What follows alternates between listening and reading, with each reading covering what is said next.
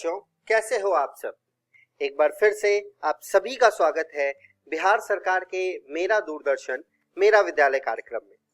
बच्चों, मैं उम्मीद करता हूं कि आपको जो आपके घर पर विद्यालय का अनुभव मिल रहा है, आप उसे बहुत एंजॉय कर रहे होंगे और एंजॉयमेंट के साथ साथ आपकी पढ़ाई भी हो रही होगी। याद रहे बच्चों कि आप सभी को एपिसोड देखने के बाद अपने पाठ्य पुस्तक से इस पाठ को जरूर पढ़ लेना होता है, ताकि आपका कॉन्सेप्ट पूरा क्लियर हो जाए और आपके किताब में दिए गए सभी सवालों को भी बना लेना होता है। तो अपना कॉपी और कलम ले लीजिए बच्चों और हो जाइए तैयार। हम शुरू करते हैं आज का एपिसोड। नमस्कार दोस्तों, आज के भौतिक विज्ञान वीडियो लेक्चर में आपका स्वागत है। आज हम अध्याय गुरुत्वाकर्षण के तीसरे भाग को समझेंगे। आइए जानते हैं कि आज की वीडियो में हम लोग क्या क्या पढ़ेंगे। दोस्तों, सबसे पहले हम गुरुत्वीय स्थितिज ऊर्जा के बारे में पढ़ेंगे। इसके बाद पलायन चाल को समझेंगे, जिसे पलायन वेग भी कहते हैं, और अंत में भू उपग्रह के बारे में समझेंगे। तो आइए शुरू करते हैं आज के पहले विषय के साथ और जानते हैं गुरुत्वीय स्थितिज ऊर्जा किसे कहते हैं। दोस्तों, जैसा कि हम पहले जान चुके हैं कि जिन बलों द्वारा किया गया कार्य चले गए पथों पर निर्भर नहीं करता है, वे बल संरक्षी बल होते हैं तथा ऐसे बलों के लिए ही किसी पिंड की स्थितिज ऊर्जा की कोई सार्थकता होती है। दोस्तों, गुरुत्व बल एक संरक्षी बल है तथा हम किसी पिंड में इस बल के कारण उत्पन्न स्थितिज ऊर्जा, जिसे गुरुत्वीय स्थितिज ऊर्जा कहते हैं, का परिकलन कर सकते हैं। दोस्तों, अब यदि पृथ्वी के पृष्ठ से h1 ऊंचाई पर स्थित किसी बिंदु तथा इसी बिंदु के ठीक ऊर्ध्वाधर ऊपर h2 ऊंचाई पर स्थित किसी अन्य बिंदु पर विचार करें, तो m द्रव्यमान के किसी कण को पहली स्थिति से दूसरी स्थिति तक ऊपर उठाने में किया गया कार्य, जिसे हम W12 द्वारा निर्दिष्ट करते हैं। अब इस कार्य का परिमाण हमें कुछ इस समीकरण से मिलेगा। W12 बराबर बल गुने विस्थापन बराबर हो जाएगा दोस्तों mg ब्रैकेट में h2 माइनस h1। दोस्तों, अब यदि हम पृथ्वी के पृष्ठ से h ऊंचाई के बिंदु से कोई स्थितिज ऊर्जा यानी कि WH संबंध करें, तो हमें समीकरण कुछ इस प्रकार मिलेगा। WH बराबर mgh प्लस W0। यहाँ W0 दोस्तों नियतांक को बताता है। अब यह स्पष्ट है कि गुरुत्वीय स्थितिज ऊर्जा समीकरण W12 बराबर W गुने H2 माइनस W गुने H1 द्वारा दिया जाएगा। इस प्रकार कण को स्थानांतरित करने में किया गया कार्य ठीक इस कण की अंतिम तथा आरंभिक स्थितियों की स्थितिज ऊर्जाओं के अंतर के बराबर होगा। अब दोस्तों, समीकरण में h बराबर 0 रखने पर हमें WH बराबर 0 यानी कि W0 प्राप्त होता है। h बराबर 0 का अर्थ यह होगा दोस्तों कि दोनों बिंदु पृथ्वी के पृष्ठ पर स्थित है। इस प्रकार W0 कण की पृथ्वी के पृष्ठ पर स्थितिज ऊर्जा को दर्शाती है। अब दोस्तों, हम जानते हैं कि पृथ्वी के बाहर के किसी बिंदु पर स्थित किसी कण पर लगे गुरुत्वीय बल की दिशा पृथ्वी के केंद्र की ओर निर्देशित करती है तथा इस बल का परिमाण समीकरण F बराबर कैपिटल G गुना ME गुना स्मॉल m बटे R स्क्वायर द्वारा दिया जाएगा। यहाँ ME पृथ्वी का द्रव्यमान को बताता है, स्मॉल m कण का द्रव्यमान को बताता है तथा R कण की पृथ्वी के केंद्र से दूरी को बताता है। अब दोस्तों, यदि हम किसी कण को R बराबर R1 से R बराबर R2 तक ऊर्ध्वाधर पथ के अनुदिश ऊपर उठाने में किए गए कार्य को परिकलन करें, तो हमें समीकरण कुछ ऐसा मिलेगा। W12 बराबर समाकलन R1 से R2 तक कैपिटल G गुना कैपिटल M गुना स्मॉल m बटे R स्क्वायर गुना dr बराबर हो जाएगा दोस्तों माइनस कैपिटल G गुना ME गुना स्मॉल m ब्रैकेट में 1/R2 माइनस 1/R1। अब दोस्तों, इस प्रकार समीकरण के बजाय हम किसी दूसरी R पर स्थित ऊर्जा WR को इस प्रकार संबंध कर सकते हैं। समीकरण WR बराबर माइनस कैपिटल G गुना ME गुना स्मॉल m बटे R जोड़ W1। अब दोस्तों, हम परिपाटी के अनुसार W1 को शून्य मान लेते हैं, जिसके कारण किसी बिंदु पर किसी कण की स्थितिज ऊर्जा उस कण को अनंत से उस बिंदु तक लाने में किए जाने वाले कार्य के ठीक बराबर होती है। पृथ्वी के गुरुत्वीय बल के कारण किसी बिंदु पर गुरुत्वीय विभव की परिभाषा बिंदु पर किसी कण के एकांक द्रव्यमान की स्थितिज ऊर्जा के रूप में की जाती है। अब दोस्तों, हम जानते हैं कि m1 एवं m2 द्रव्यमान के एक दूसरे से r दूरी पर रखे गए दो कणों की गुरुत्वीय स्थितिज ऊर्जा को बताती है। दोस्तों, समीकरण हो जाएगा v बराबर -g गुना m1 गुना m2 बटे r। आइए दोस्तों आगे बढ़ते हैं, जानते हैं पलायन चाल किसे कहते हैं। आगे बढ़ने से पहले एक प्रश्न आता है दोस्तों कि क्या हम किसी पिंड को इतने अधिक आरंभिक चाल से ऊपर फेंक सकते हैं कि वह फिर पृथ्वी पर वापस न गिरे। आइए जानते हैं इसका उत्तर क्या होगा। दोस्तों, इस प्रश्न का उत्तर देने में ऊर्जा संरक्षण नियम हमारी सहायता करेगा। आइए पहले जानते हैं पलायन चाल किसे कहते हैं। दोस्तों, वह न्यूनतम वेग जिसे किसी पिंड को दिया जाए तो वह गुरुत्वाकर्षण क्षेत्र को छोड़कर चला जाता है और पुनः लौटकर नहीं आता है, उसे पलायन वेग कहते हैं। आइए दोस्तों पलायन वेग का सूत्र को जानते हैं। पृथ्वी के लिए हम यहाँ पलायन वेग का मान ज्ञात करते हैं। दोस्तों, पृथ्वी के तल पर स्थितिज ऊर्जा का मान निम्न सूत्र द्वारा दिया जाएगा। U बराबर -G गुना mm बटे r। अब दोस्तों, जब पिंड पृथ्वी के गुरुत्वाकर्षण सीमा के बाहर होता है तो इस स्थिति में पिंड की स्थितिज ऊर्जा का मान शून्य हो जाता है। अतः इस स्थिति में पलायन ऊर्जा का मान हो जाएगा गुरुत्वाकर्षण सीमा पर ऊर्जा का मान माइनस पृथ्वी तल पर ऊर्जा का मान। अब दोस्तों, पलायन ऊर्जा का सूत्र ये होगा 0 माइनस ब्रैकेट में -g गुना mm बटे r बराबर आगे हल करने पर समीकरण होगा प्लस ब्रैकेट में gmm बटे r। अब माना कि किसी पिंड को पृथ्वी तल से ve वेग से फेंका जाता है तो यह पृथ्वी के गुरुत्वाकर्षण क्षेत्र के बाहर निकल जाती है। अर्थात पृथ्वी तल पर पिंड का पलायन वेग का मान यदि ve हो तो तब पिंड की गतिज ऊर्जा का मान निम्न समीकरण द्वारा दिया जाएगा ke बराबर 1/2 mve²। अब दोस्तों, चूंकि पिंड में यह गतिज ऊर्जा उपस्थित है और इसके कारण ही पिंड पृथ्वी के गुरुत्वाकर्षण क्षेत्र से बाहर निकल पा रहा है, तो इसका मतलब यह होता है दोस्तों कि गतिज ऊर्जा पलायन ऊर्जा के बराबर होगी। इस अनुसार समीकरण होगा 1/2 mve² बराबर gmm बटे r। इस समीकरण को हल करके पलायन वेग यानी कि ve का मान निकालने पर हमें निम्न समीकरण प्राप्त होता है, पलायन वेग बराबर ve। अब दोस्तों, समीकरण ve बराबर √2gm बटे r।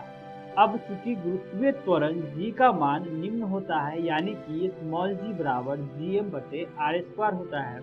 अब ये g का मान यह पलायन वेग वाले समीकरण में जब हम रखते हैं तो पलायन वेग का नया समीकरण प्राप्त होता है जो निम्न प्रकार है ve बराबर √2gr। दोस्तों, यहाँ g और re के आंशिक मान रखने पर हमें v बराबर लगभग 11.2 किलोमीटर प्रति सेकंड प्राप्त होता है। इसे पलायन चाल कहते हैं।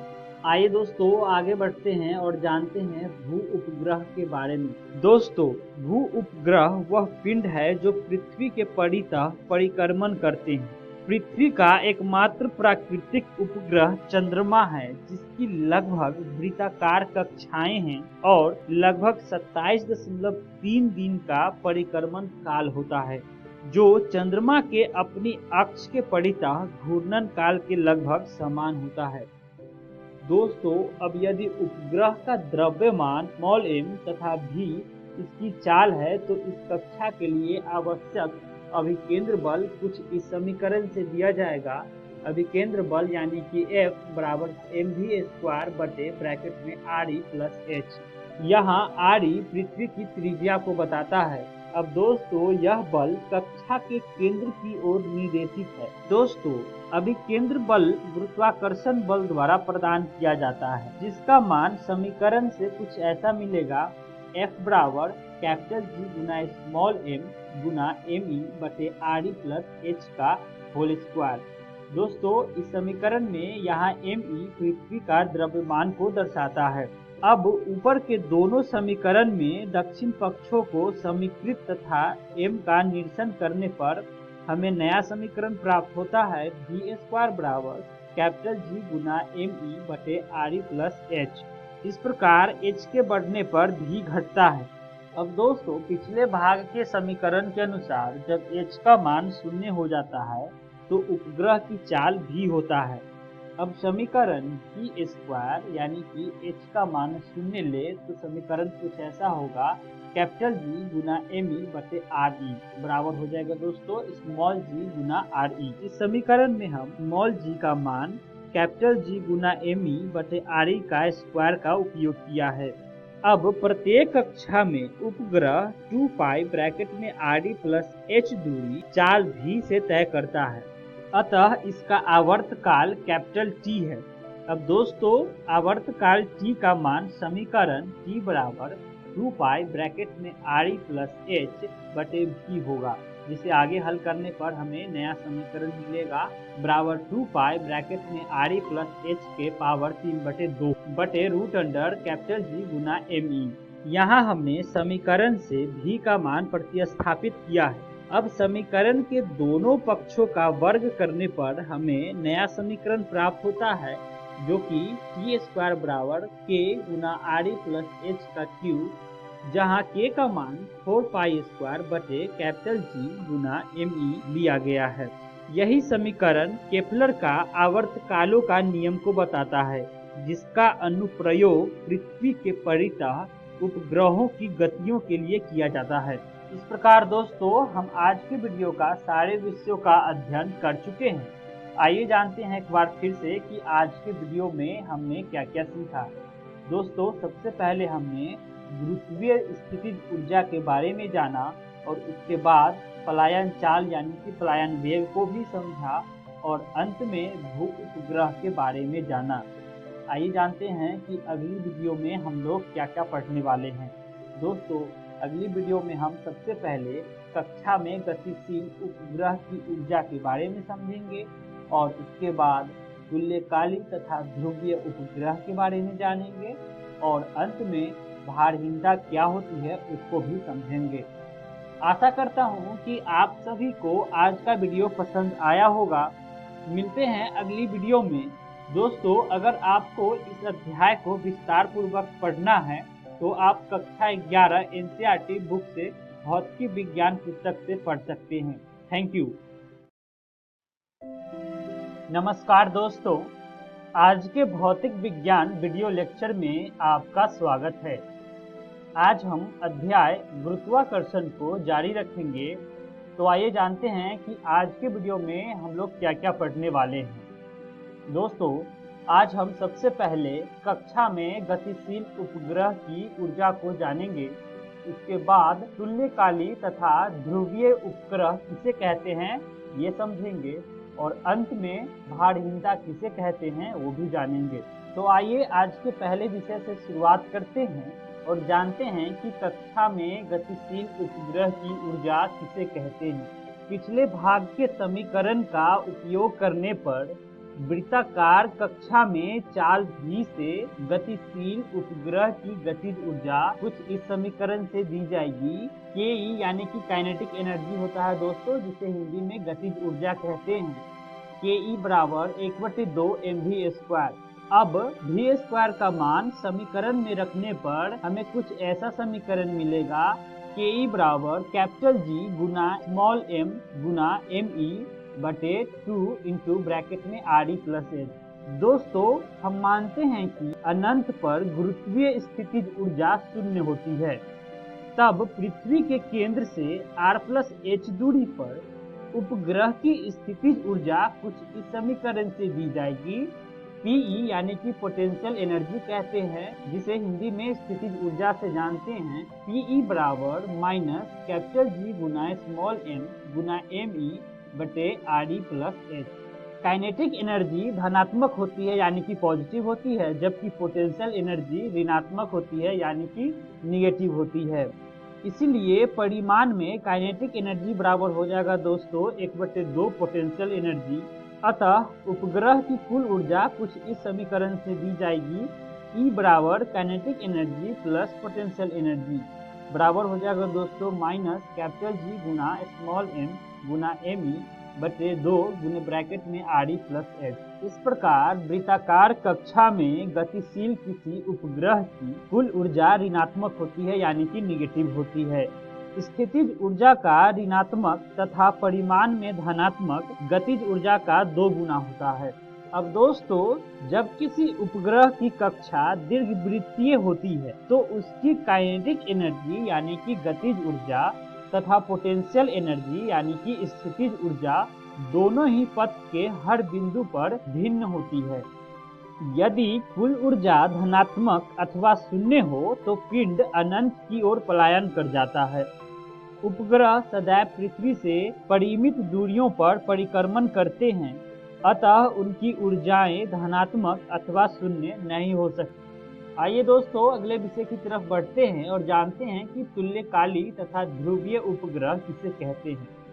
यदि वृत्तीय कक्षा पृथ्वी के विषुवत वृत्त के तल में है तो इस प्रकार का उपग्रह जिसका आवर्तकाल पृथ्वी के अपने अक्ष पर घूर्णन करने के आवर्तकाल के बराबर हो, पृथ्वी के किसी बिंदु से देखने पर स्थिर प्रतीत होगा। इसके लिए परिकलन करने पर आर ई प्लस एच का मान आर ई की तुलना में काफी अधिक हो जाता है। तो इस परिस्थिति के लिए परिकलन करने पर आर ई प्लस एच का मान आर ई की तुलना में काफी अधिक हो जाता है। तब समीकरण कुछ ऐसा होगा दोस्तों, आर ई प्लस एच बराबर ब्रैकेट में टी स्क्वायर गुना कैपिटल जी गुना एम ई बटे 4 पाई स्क्वायर का पावर 1/3। टी बराबर 24 घंटे के लिए परिकलन करने पर आर प्लस एच का मान 35,800 किलोमीटर हो जाता है, जो कि पृथ्वी की त्रिज्या यानी कि आर ई से काफी अधिक है। आइए दोस्तों, तुल्यकाली उपग्रह किसे कहते हैं जानते हैं। वे उपग्रह जो पृथ्वी के विषुवत वृत्त के तल यानी कि निरक्षीय समतल में पृथ्वी के परितः वृत्तीय कक्षा में टी बराबर 24 घंटे के आवर्तकाल से परिक्रमण करते हैं, वे तुल्यकाली उपग्रह कहलाते हैं। आइए दोस्तों, उदाहरण से समझते हैं। एक चक्कर में उपग्रह से दिखाई देने वाली पृथ्वी के पृष्ठ की एक पट्टी, जिसे चित्र में छायांकित दर्शाई गई है, उपग्रह के अगले परिक्रमण के लिए पृथ्वी अपने अक्ष पर कुछ घूर्णन करती है, जिससे संलग्न पट्टी दिखाई देने लगती है। इस प्रकार के उपग्रहों द्वारा एकत्र सूचनाएं सुदूर संवेदन मौसम विज्ञान के साथ पृथ्वी के पर्यावरणीय अध्ययनों के लिए भी अत्यंत उपयोगी होते हैं। आगे बढ़ते हैं दोस्तों, जानते हैं भारहीनता किसे कहते हैं। दोस्तों, भारहीनता को इंग्लिश में वेटलेसनेस कहते हैं। भारहीनता को माइक्रोग्रेविटी भी कहा जाता है। यदि दो वस्तुओं के बीच की दूरी जितनी कम होगी, गुरुत्वाकर्षण उतनी ही ज्यादा होगा। इसके विपरीत एक दूसरे से जितनी अधिक दूरी होगी, गुरुत्वाकर्षण बल कम होता जाएगा। इसलिए आकाश की ऊंचाई पर पहुंचने के बाद गुरुत्वाकर्षण कम होता जाता है। अंततः अंतरिक्ष में पहुंचकर यह शून्य हो जाता है। इसे ही भारहीनता यानी कि जीरो ग्रेविटी भी कहते हैं। आइए दोस्तों, भारहीनता के उदाहरण को चित्र माध्यम से समझते हैं। दोस्तों, भारहीनता की स्थिति अपने आप में कल्पना से परे है, क्योंकि आमतौर पर वह प्रकृति में नहीं दिखती। यह प्राकृतिक नियमों के विरुद्ध होती है। दोस्तों, भारहीनता यानी कि जीरो ग्रेविटी के खतरे को समझते हैं। भारहीनता की स्थिति में हृदय तथा अस्थियों में असामान्य क्रियाएं होने लगती है। भारहीनता के कारण ब्लड सर्कुलेशन पैरों से सीने की शिराओं की ओर होने लगता है, जिससे शरीर में रक्त और पानी की मात्रा में 7 से 15% तक की कमी आ जाती है। हालांकि अंतरिक्ष यान में वातावरण के ताप, दाब और नमी को इस प्रकार नियंत्रित किया जाता है कि अंतरिक्ष यात्री यह महसूस करे कि वह पृथ्वी के वातावरण में ही है, लेकिन अनेक बार उसे बहुत उच्च व बहुत निम्न ताप का सामना करना पड़ता है। इस प्रकार दोस्तों, हम आज के सारे विषयों का अध्ययन कर चुके हैं। आइए जानते हैं कि आज की वीडियो में हमने क्या क्या सीखा। दोस्तों, आज की वीडियो में हमने सबसे पहले कक्षा में गतिशील उपग्रह की ऊर्जा के बारे में जाना और उसके बाद तुल्यकाली तथा ध्रुवीय उपग्रह किसे कहते हैं इसे भी समझा और अंत में हम भारहीनता किसे कहते हैं इसको भी जाना। आइए जानते हैं कि अगली वीडियो में हम लोग क्या क्या पढ़ने वाले हैं। दोस्तों, अगली वीडियो में हम अध्याय गुरुत्वाकर्षण के प्रश्न अभ्यास को करेंगे। आशा करता हूँ कि आप सभी को आज का वीडियो पसंद आया होगा। इस अध्याय को विस्तार पूर्वक पढ़ने के लिए आप कक्षा 11 NCERT भौतिकी विज्ञान पुस्तक से पढ़ें। मिलते हैं अगली वीडियो में। धन्यवाद।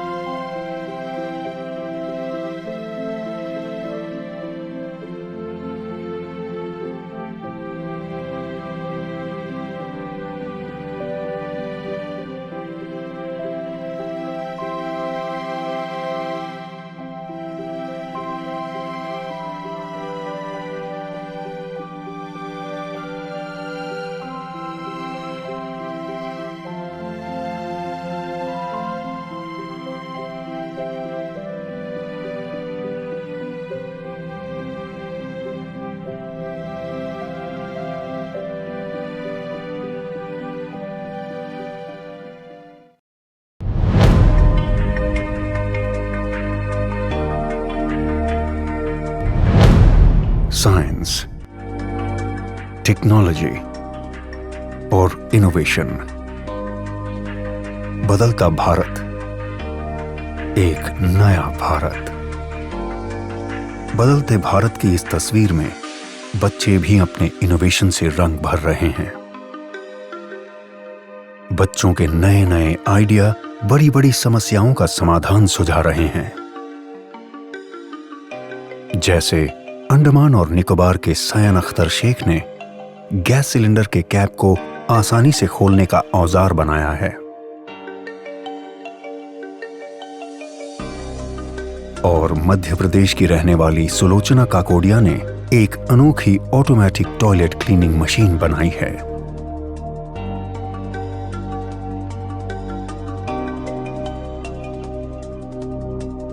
भारत सरकार का विज्ञान एवं प्रौद्योगिकी विभाग DST और राष्ट्रीय नव प्रवर्तन प्रतिष्ठान भारत NIF ऐसे ही लाखों नन्हे इनोवेटर्स को देश भर से ढूंढने का प्रयास कर रहे हैं।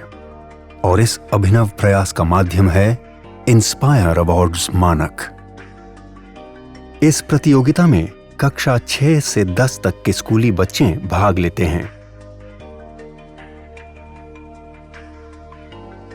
जिसमें सबसे पहले स्कूलों में प्राध्यापक द्वारा आइडिया प्रतियोगिता आयोजित की जाती है।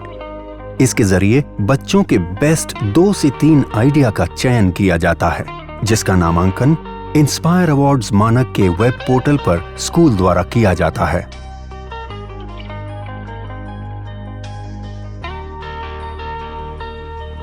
प्रतियोगिता में देश भर से लाखों विचारों को एकत्र किया जाता है।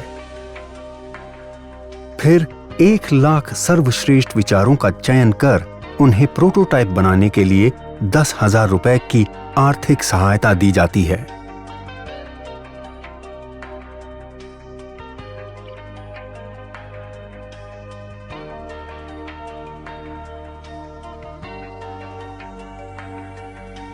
और बच्चों को जिला स्तरीय प्रतियोगिता में भाग लेने का अवसर मिलता है।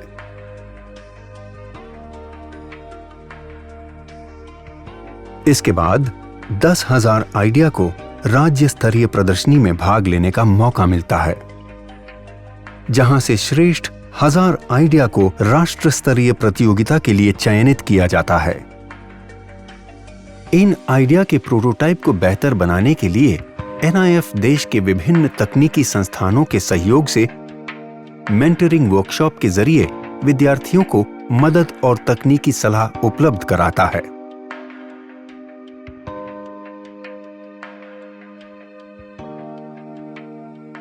राष्ट्रीय स्तर की प्रदर्शनी में श्रेष्ठतम 60 को राष्ट्रीय पुरस्कार के लिए चयनित किया जाता है। NIF चयनित सभी 60 प्रोटोटाइप की उपयोगिता, व्यावसायिकता की संभावनाओं की जांच कर उसे DST और अपनी अन्य योजनाओं से जोड़ने का प्रयास करता है।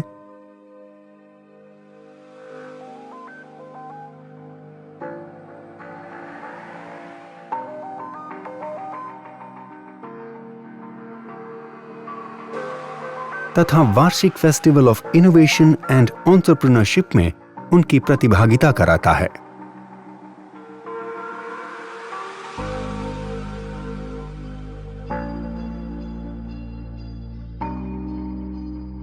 अधिक जानकारी के लिए www.inspireawards-dst.gov.in पर जाएं।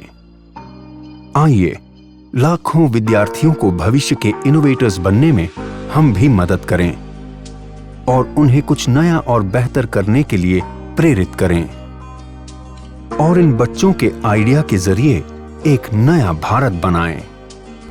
इंस्पायर अवार्ड्स मानक, inspiring innovators of tomorrow, million minds augmenting national aspiration and knowledge.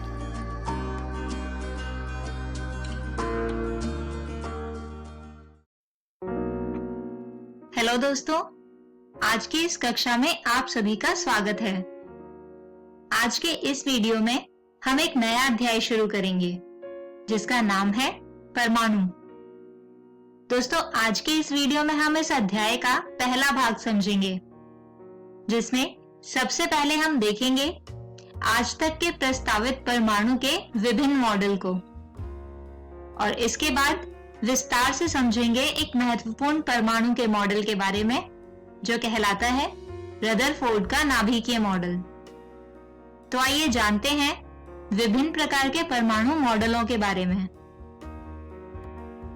दोस्तों, सन 1897 में ब्रिटिश भौतिक विज्ञानी जोसेफ जे टॉमसन, इन्होंने गैस के विद्युत विसर्जन प्रयोगों द्वारा ज्ञात किया कि विभिन्न तत्वों के परमाणुओं में उपस्थित ऋणात्मक आवेशित संघटक यानी इलेक्ट्रॉन सभी परमाणुओं के लिए पूर्णतया समान हैं। तथापि परमाणु स्वयं में वैद्युत रूप से उदासीन होते हैं। इसलिए इलेक्ट्रॉन के ऋण आवेश को निष्प्रभावित करने के लिए परमाणु में धनात्मक आवेश भी होना चाहिए। लेकिन परमाणु में धनात्मक आवेश तथा इलेक्ट्रॉन की व्यवस्था क्या है, या दूसरे शब्दों में कहें तो एक परमाणु की संरचना क्या है? इसी प्रश्न के उत्तर में सन 1898 में जे टॉमसन ने परमाणु का पहला मॉडल प्रस्तावित किया।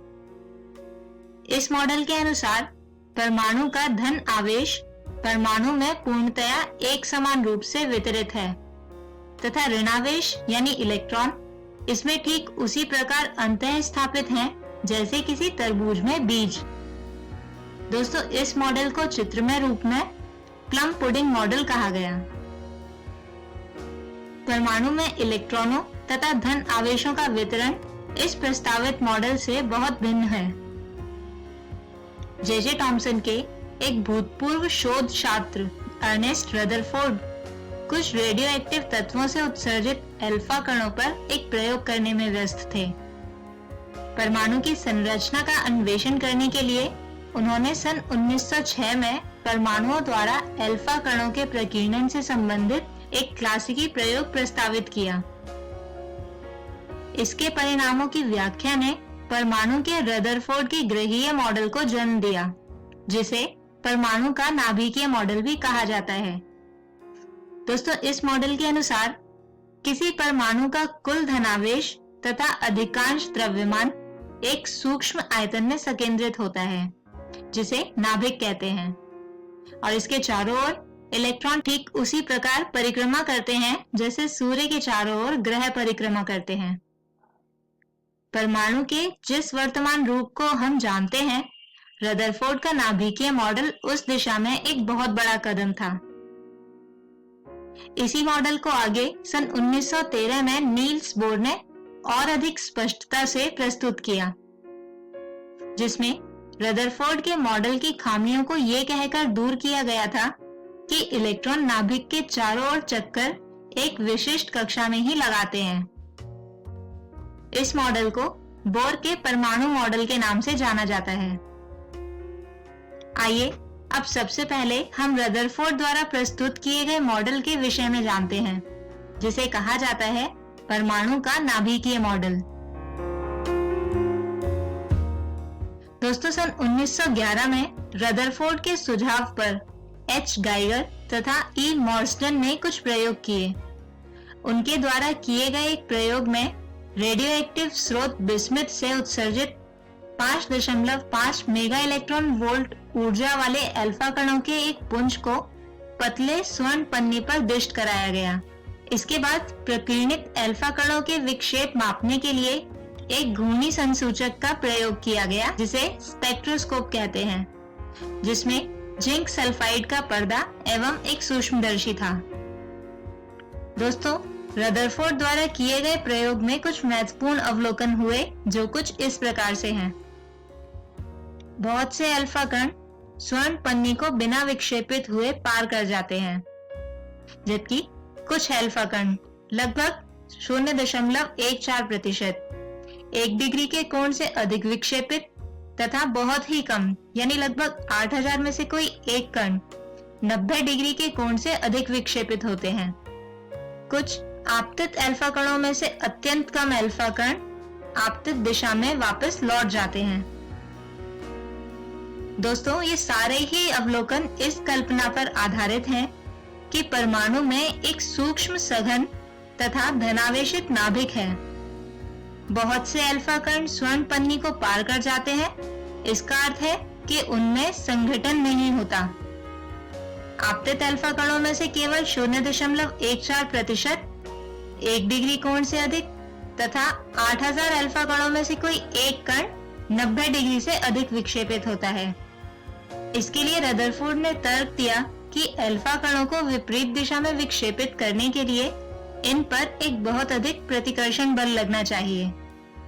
इतना अधिक प्रतिकर्षण बल तभी प्राप्त हो सकता है यदि परमाणु का अधिकांश द्रव्यमान तथा इसका धन आवेश इसके केंद्र पर दृढ़ता पूर्वक संकेंद्रित हो।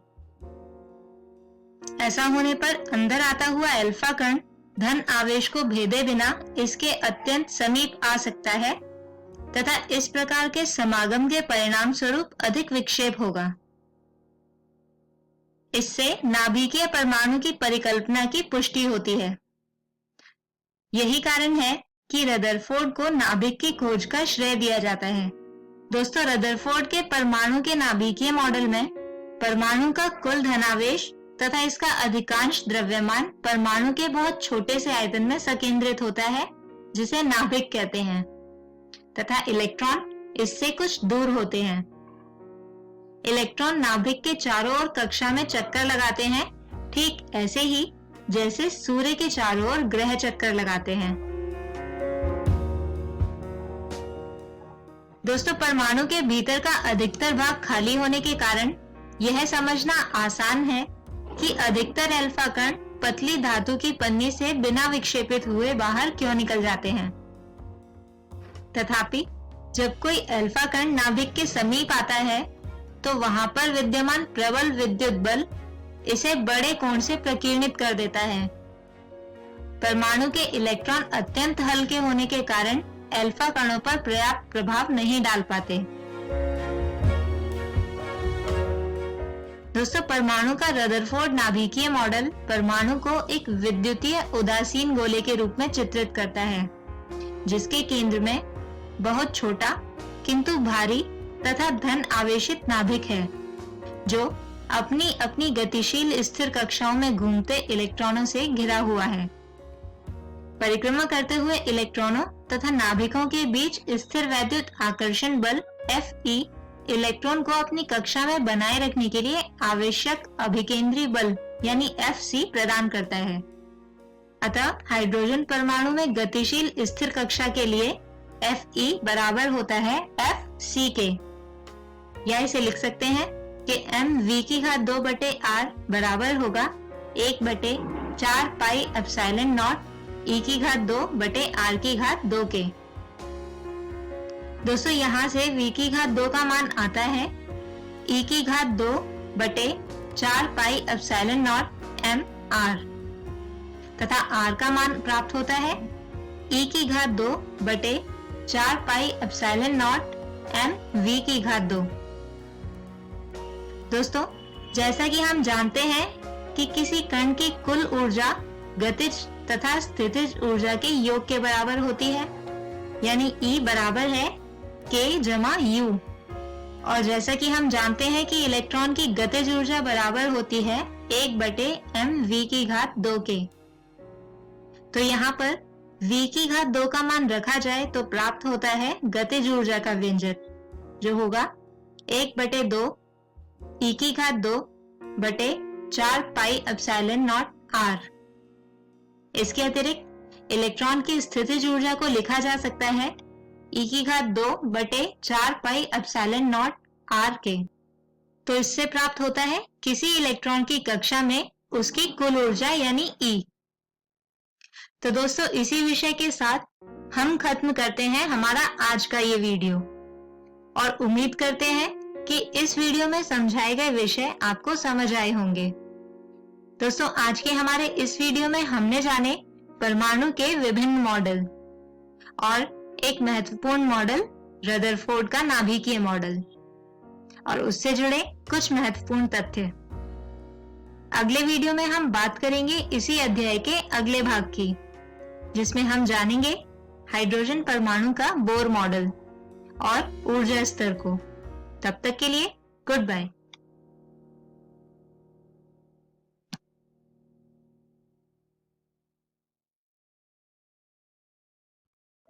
हेलो दोस्तों, आज की इस वीडियो में आप सभी का स्वागत है।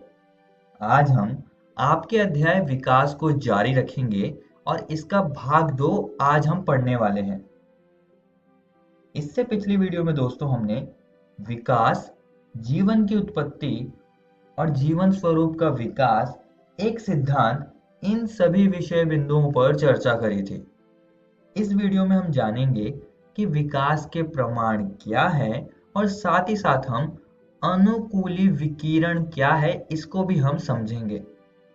तो चलिए शुरू करते हैं। दोस्तों, हमारे पास कुछ ऐसे प्रमाण हैं जो कि ये साबित करते हैं कि विकास इस धरती पर हुआ था।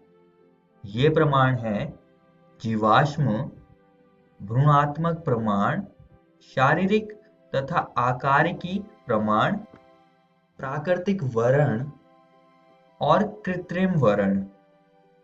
इन सभी प्रमाणों के बारे में हम एक एक करके पढ़ेंगे। सबसे पहला प्रमाण हम जीवाश्म को ले लेते हैं। इनको हम पेलियोंटोलॉजिकल एविडेंसेस भी कहते हैं।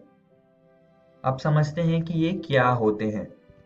पृथ्वी पर किसी समय जीवित रहने वाले अति प्राचीन सजीवों के परिरक्षित अवशेषों या उनके द्वारा चट्टानों में छोड़ी गई छापों को जो पृथ्वी की सतहों या चट्टानों की परतों में सुरक्षित पाए जाते हैं, उन्हें जीवाश्म कहते हैं। और आप ये तस्वीर देख सकते हैं, यह एक जीवाश्म की है। यह एक शुरुआती रेप्टाइल यानी कि सरीसृप का जीवाश्म है। जीवाश्म दोस्तों विलुप्त जीवों को दर्शाते हैं, जैसे कि डायनासोर। हमारे पास कुछ थ्योरीज हैं कि डायनासोर कैसे इस धरती से विलुप्त हुए होंगे, मगर इस बात को हम जान लेते हैं कि जीवाश्मों के बिना हमें शायद कभी पता भी नहीं चलता कि डायनासोर हमारी पृथ्वी पर रहे होंगे। और दोस्तों कुछ जीवाश्म तो आज के समय में पाए जाने वाले जीवों के जैसे दिखते हैं, जैसे कि डायनोसुकस। ये क्रोकोडिलियन जीनस का एक विलुप्त जीव था जो कि आज के घड़ियालों को दर्शाता है, उनके जैसा ये दिखता था।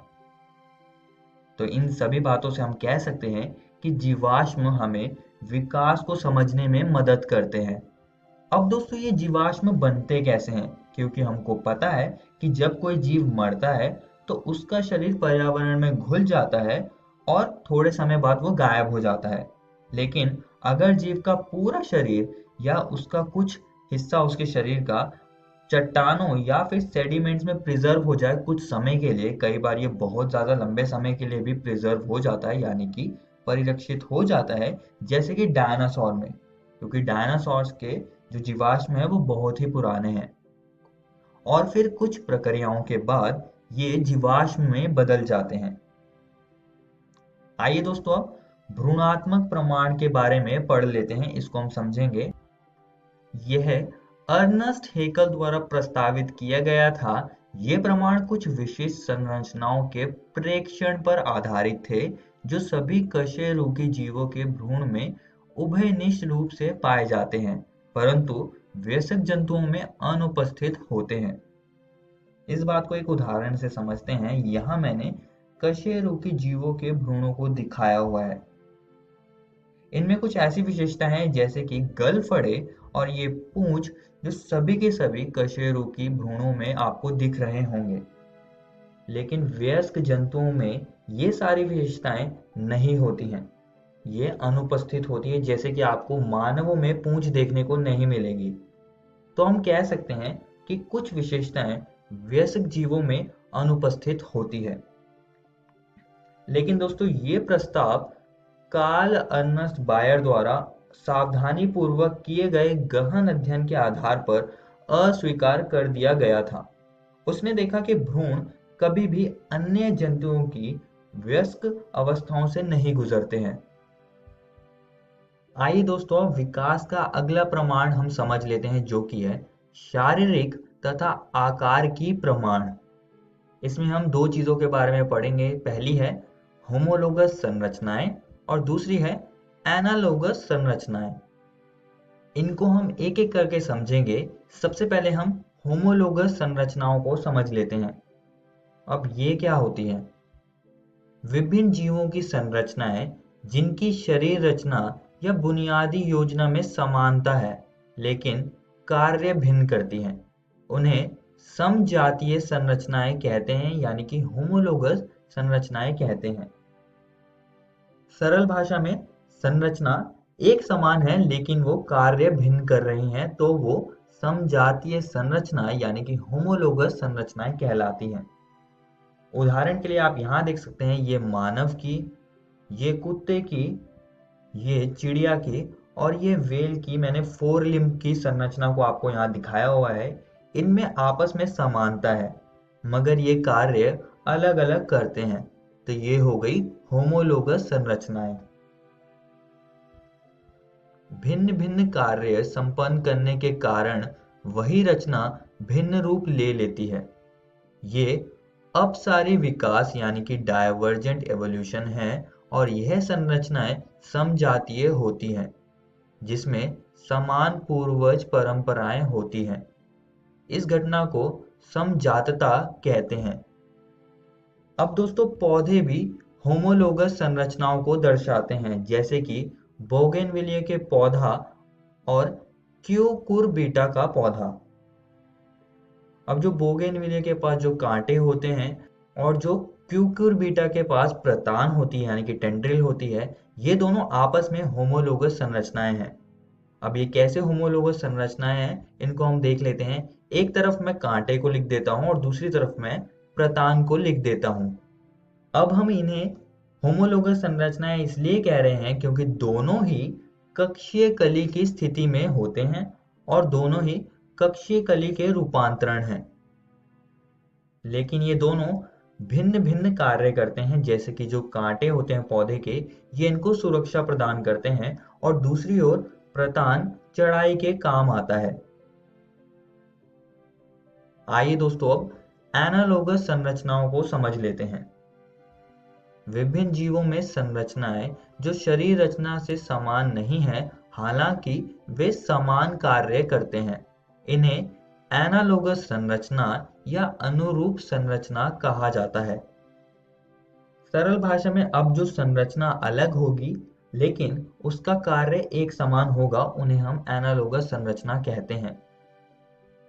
अनुरूपता या तुल्य रूपता सामान्य वंश यानी कि कॉमन एंसेस्ट्री को इंगित नहीं करता है, जिसका मतलब है कि इन सभी जीवों के जिनके पास एनालोगस संरचनाएं होंगी उनके आपस में कॉमन एंसेस्टर नहीं होंगे, उनके सामान्य वंशज नहीं होंगे।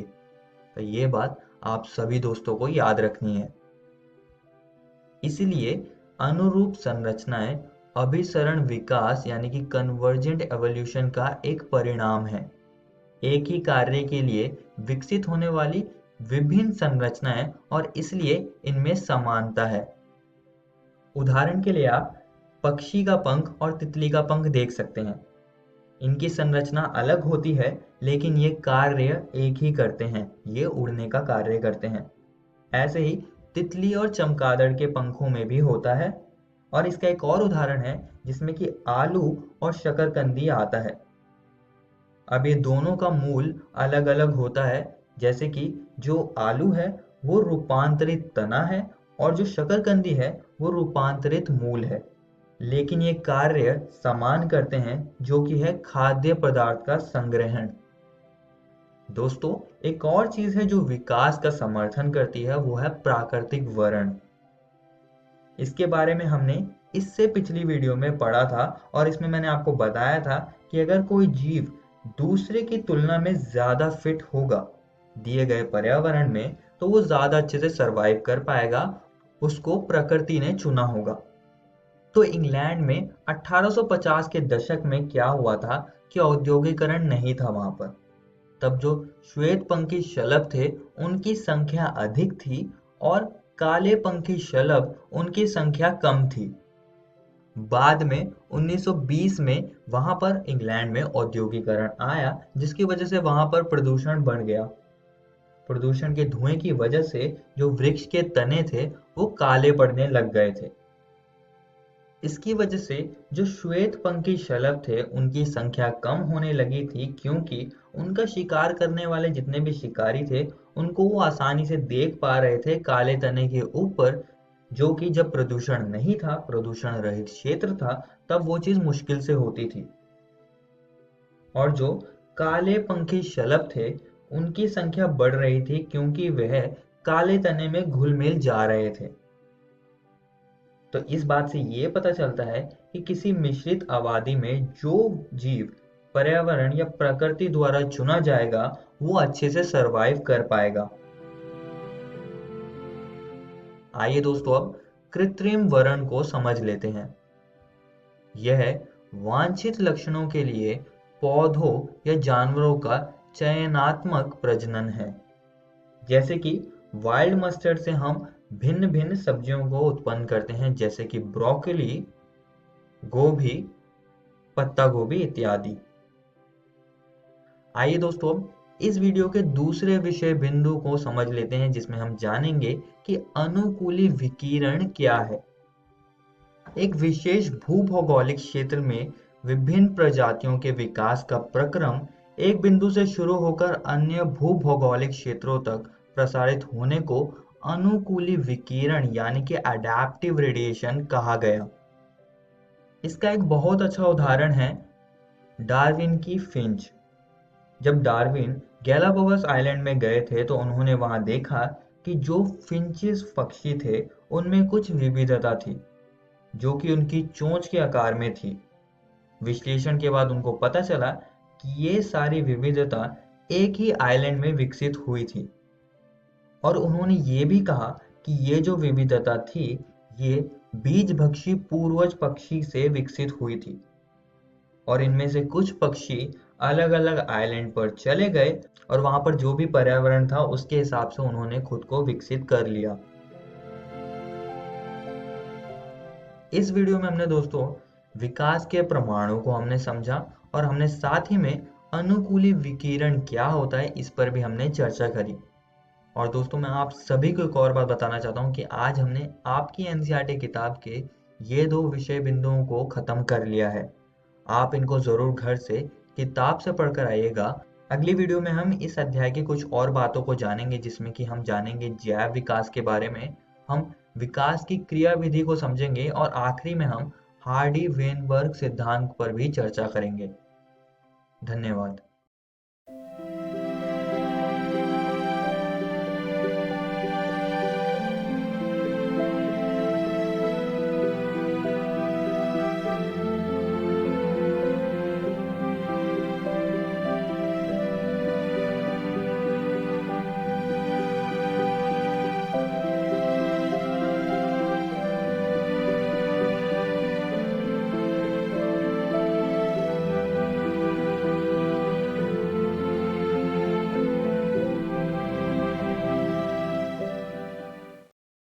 मिलते हैं बच्चों अगले एपिसोड में कुछ और रोचक पाठ के साथ।